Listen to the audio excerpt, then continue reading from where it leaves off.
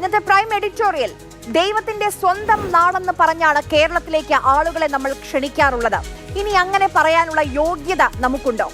രാം നാരായണന്റെ മക്കൾ വളർന്നു വലുതാകുമ്പോൾ കേരളത്തെക്കുറിച്ച് എന്ത് പറയും?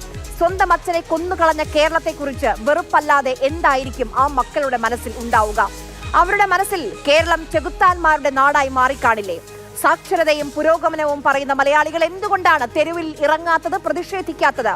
എന്തുകൊണ്ടാണ് നമ്മുടെ സാംസ്കാരിക നായകന്മാർ കത്തും ലേഖനവും എഴുതാത്തത്? എന്തുകൊണ്ടാണ് അവനൊപ്പം എന്ന ഹാഷ്ടാഗ് കാണാൻ കഴിയാത്തത്? കേരളം എന്നു മുതലാണ് ആൾക്കൂട്ട വിചാരണയുടെ നാടായി മാറിയത്? എന്നു മുതലാണ് നീതിന്യായ വ്യവസ്ഥയിൽ നമുക്ക് വിശ്വാസമില്ലാതായി പോയത്? നിങ്ങൾ ഉപദ്രവിച്ച് കൊന്നു കളയുന്ന മനുഷ്യരെ കാത്ത് അരപ്പട്ടിണിയിൽ കുടുംബങ്ങൾ കാത്തിരിക്കുന്നുണ്ടാകും. അവർക്ക് പകരം ഒരു അച്ഛന് നൽകാൻ നിങ്ങൾക്ക് കഴിയുമോ? സർക്കാരിന് ഇവിടെ പലതും ചെയ്യാനുണ്ട്. അട്ടപ്പാടിയിലെ മധുവിന്റെ കുടുംബം വർഷങ്ങളാണ് നീതി കിട്ടാൻ കാത്തിരുന്നത്. ഈ കേസിൽ സർക്കാരിന് ഒരു പുതിയ മാതൃക സൃഷ്ടിക്കാം. കേസ് ജയിപ്പിക്കുന്ന പബ്ലിക് പ്രോസിക്യൂട്ടറെ കണ്ടെത്തണം. കേസ് ഇഴഞ്ഞു നീങ്ങാതെ എത്രയും പെട്ടെന്ന് ആ കുടുംബത്തിന് നീതി ഉറപ്പാക്കണം. പ്രതികൾക്ക് തക്ക ശിക്ഷയും. അവിടെ അവരുടെ രാഷ്ട്രീയം തടസ്സമാകരുത്.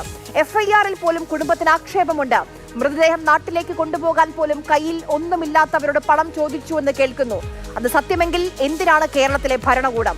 കേരളത്തിലെ ആദ്യത്തെ വിദ്വേഷ കൊലയാണിത്. കൊല്ലപ്പെട്ടത് പ്രിവിലേജുകളില്ലാത്തൊരു മനുഷ്യനും. ഇനിയൊരു വിദ്വേഷ കൊല നമ്മുടെ മണ്ണിൽ പാടില്ല. അതിന് കേരളം ഒറ്റക്കെട്ടായി നിൽക്കണം.